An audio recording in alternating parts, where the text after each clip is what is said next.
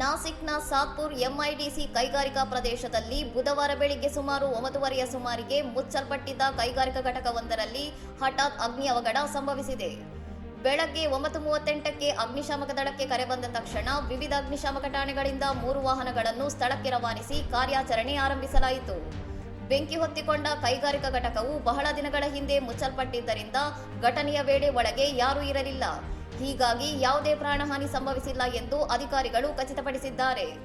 ಘಟಕದ ಒಳಗೆ ಸಂಗ್ರಹಿಸಿಡಲಾಗಿದ್ದ ಪ್ಲಾಸ್ಟಿಕ್ ಸಾಮಗ್ರಿಗಳಿಗೆ ಬೆಂಕಿ ಹೊತ್ತಿಕೊಂಡಿದ್ದರಿಂದ ಇಡೀ ಪ್ರದೇಶದಲ್ಲಿ ದಟ್ಟವಾದ ಕಪ್ಪು ಹೊಗೆ ಆವರಿಸಿ ಆತಂಕದ ವಾತಾವರಣ ಸೃಷ್ಟಿಸಿತ್ತು.